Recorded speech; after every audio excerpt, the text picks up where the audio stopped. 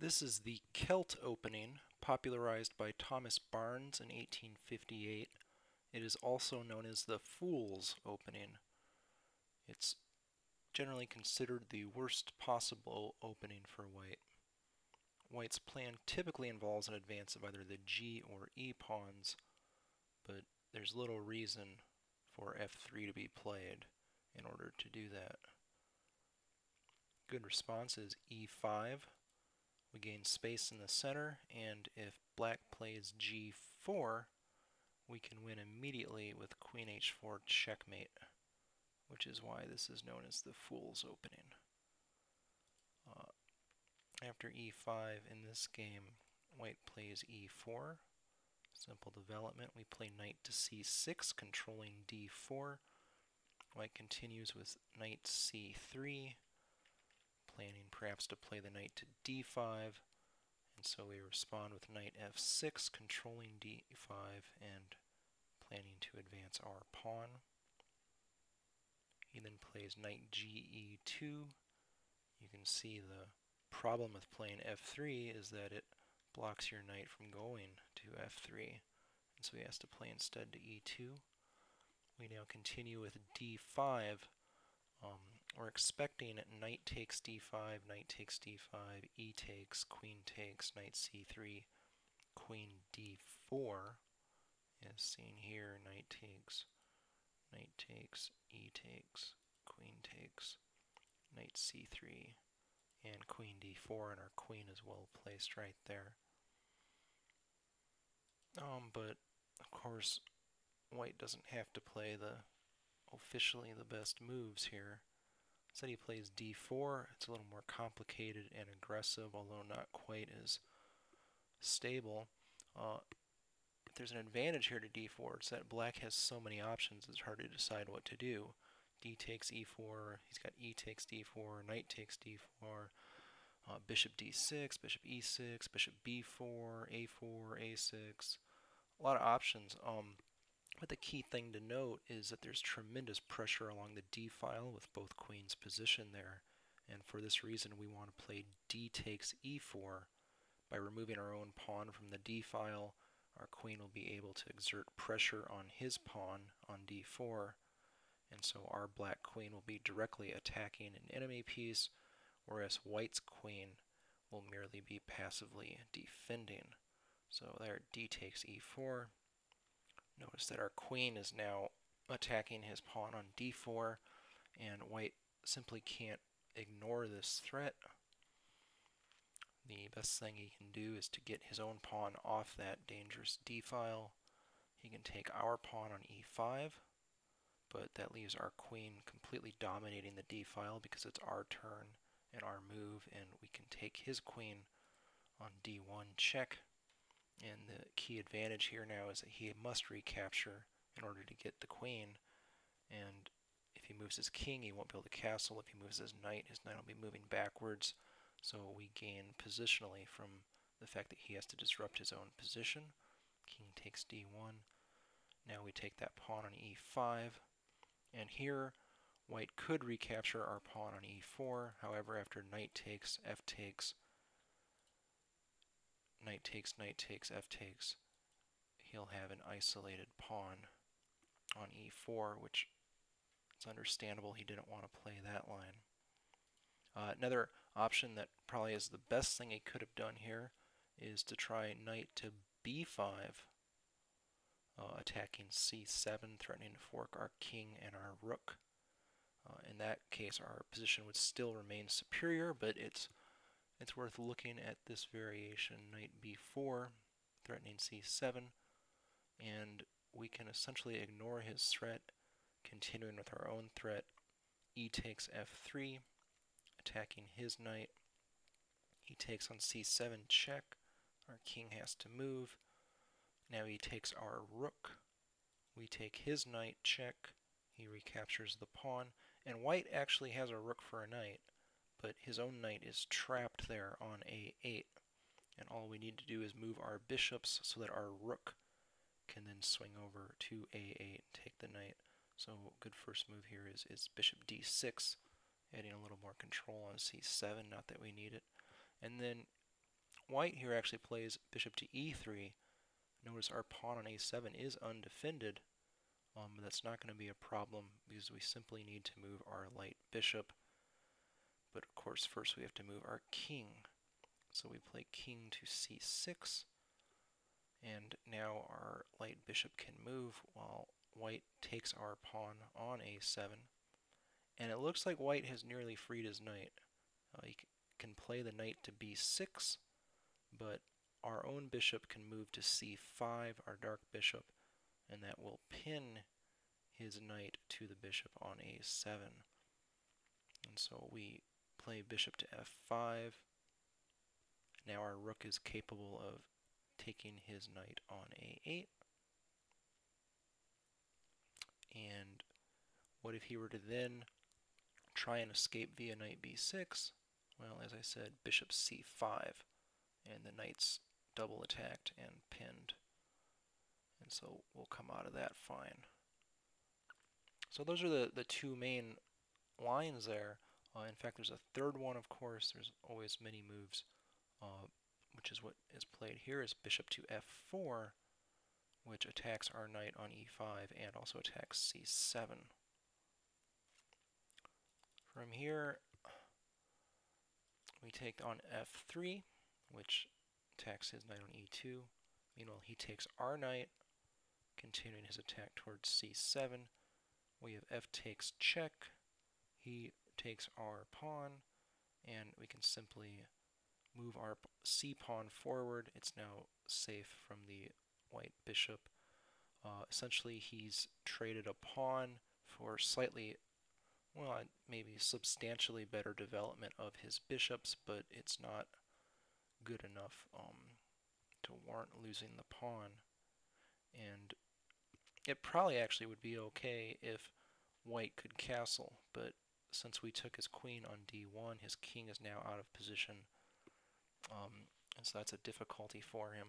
One idea that he might have here with his dark bishop is to take our knight on f6, trying to disrupt our pawns. In fact, although it looks like our isolated doubled pawns on the f-file will be weak once he plays rook f1, in fact they'll be quite strong because our bishops will be able to coordinate very well with those pawns.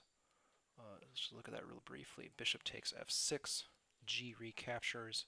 We've isolated double pawns on the f-file. After rook f1, it looks like white probably should be able to get the f-pawn, but there's a little bit of trick here that we can simply play bishop d6, and indeed white can take our f-pawn.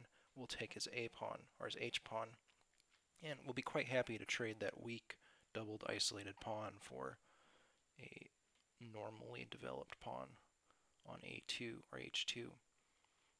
White tries to get a little bit more aggressive here, playing knight to e4, threatening our bishop, but that's not a problem either, because after bishop to e5, yes, we're definitely going to lose the f-pawn, but now we're also threatening his b-pawn. So our dark bishop is very well placed, and that's why he shouldn't have traded off his own dark pawn, taking our knight on f6. This might continue. Knight takes f6 check, king e7, the knight has to retreat back to e4, and now we can take his b-pawn, attacking his rook. We're still up a pawn here, and we have an excellent bishop. So returning back to this position, you can see why maybe he didn't want to trade the bishop for the knight. Instead, he wanted to get his king out of the way, move his rook to d1. Not necessarily the best move. It might have actually been better to first move the king to, say, d2, and then move the rook to d1 behind the king. Maybe the king could eventually come to c1 or something. I think he got a little impatient there. King e1, hoping to play rook d1, but that allows us to play bishop f5, attacking that now undefended c-pawn. And this forces white to have an isolated pawn. He defends it. Well, I suppose it doesn't force it. He could, play the king to d2, but in this game he plays it to bishop d3. So if we take that there, c takes, and black's bishop is continually threatening our knight. But now that that light bishop is gone, our knight can definitely be more aggressive. For example, here we played knight g4, attacking his bishop. We couldn't have played that with the bishop on e2 previously. And his bishop runs off to c7. We can come out now to c5, and our bishop and knight are working together. The knight's actually threatening to play to f2, forking the rook on h1 and the pawn on d3.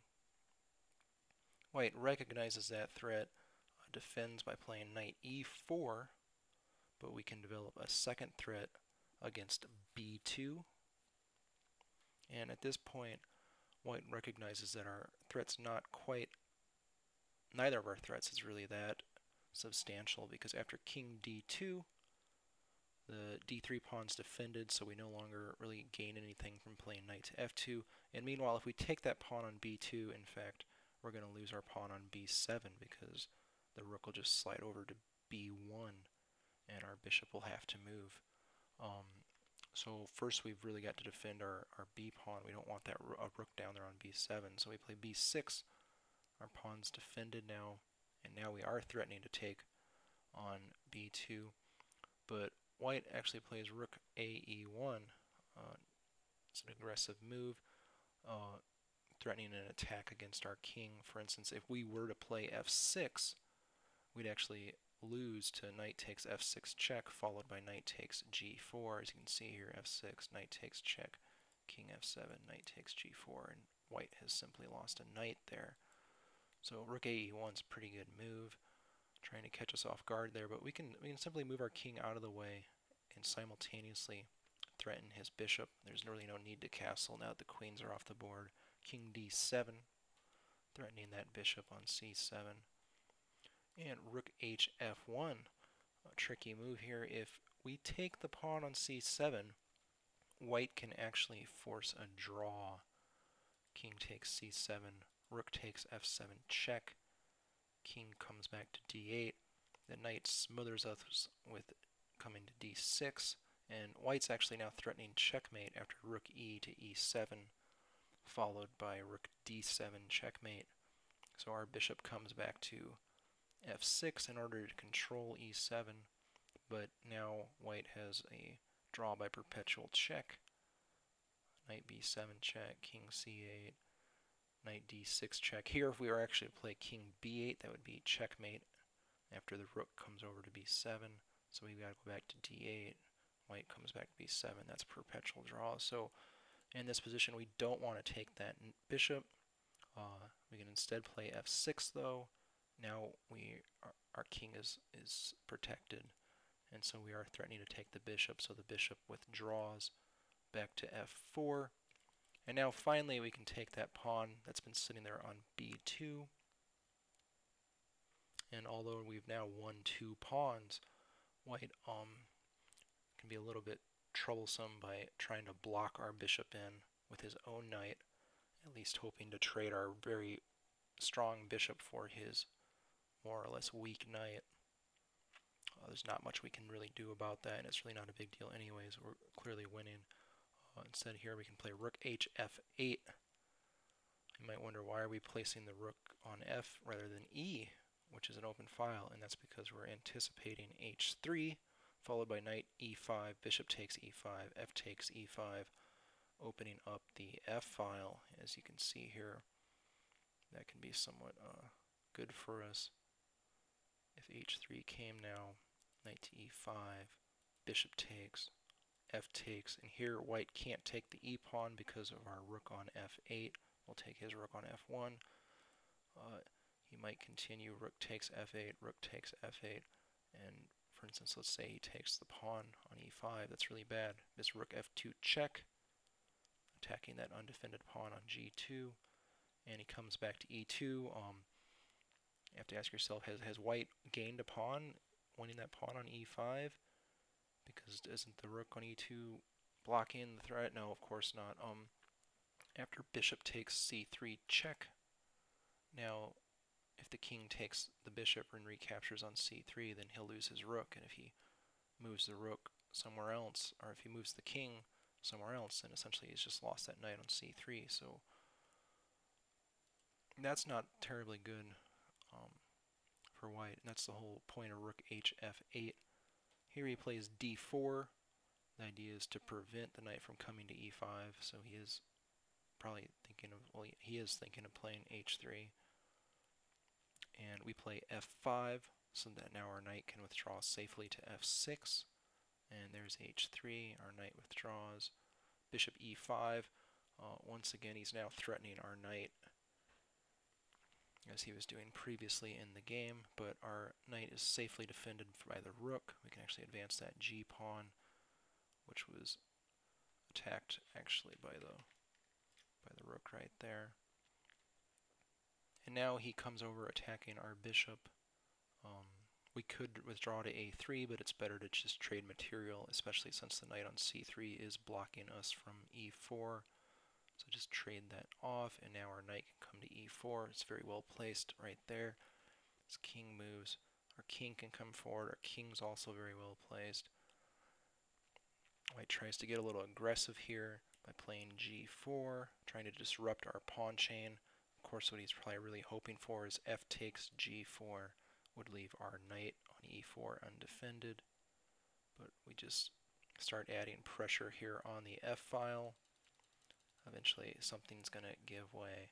He plays rook f4, probably planning to play rook e to f1, adding more pressure to the f-file. And with so much attention on one file, it's good to look for other files that are also useful. And in this case, of course, the c file's sitting right there. We can just play rook c8, threatening c5. He comes over to, I don't know, try somehow to stop that, but he can't do anything about c5. In particular, he can't play d takes c5 because that bishop on e5 would then be undefended. So there's not much he can do about our c-pawn. Realizing that, he then plays the rook back over to f1. And instead of capturing on d4, we can just simply start advancing our pawns over here on the queen side. Trying to break some of this pressure, then he finally decides to trade on the f-file. Of course, got a recapture there. Bounces back over to the c-file. White clearly doesn't really know what to do because there isn't much that can be done about this. He's just trying to somehow defend. Here, rook c6 is now threatening to slide over to a6. He comes forward to defend the a2 pawn. In fact, we're really threatening to play rook a3, check, and then after the king moves, we could conceivably take the h3 pawn. Seeing that there's not a lot of options here, white plays back to e2, but in fact we've got another threat beyond the threat against the h3 pawn. We can also sack the rook on a2 and win a pawn that way. Rook takes, knight c3, check. King moves, take the rook. And white is hoping to somehow stop our pawns with his king, although that's just not going to happen. Attacking our knight, knight moves. The rook now is, trying to pull back in order to defend somehow. Our king comes forward. His king briefly attacks our knight, but our knight's just fine. And in fact, now we're really threatening to play b4. And there, the bishop right there is, I think, really hoping to be captured. Because our knight is so well placed, he might as well try to at least trade that off somehow. But really, nothing he's do is going to save him. Just ignore the bishop altogether and play a5. Continue advancing our pawns. Now the bishop's trying to come in there. I mean, there's just no way to stop this though. b4, and the king has to fall back. And then a4, and those pawns really have a wall right there. The king tries to move back into the corner somehow. But after b3, you can see white's king is very nearly trapped. Bishop to a3, c3, and there you see rook f3. White's trying to distract us by attacking our knight, but we can really just ignore that altogether. Rook g7 now, threatening white's king, nearly threatening checkmate. Rook takes on d3, rook g1 check. White has to block the attack. And all we need to do right here is black now is defend our undefended pawn on c3, bring our king forward, and the rook's got to move. He's attacking now the pawn on f5, but this is 1, so we can just completely ignore it. After b2, the bishop is dead. If he takes our rook, we can capture and promote to a queen. King moves, and that's checkmate.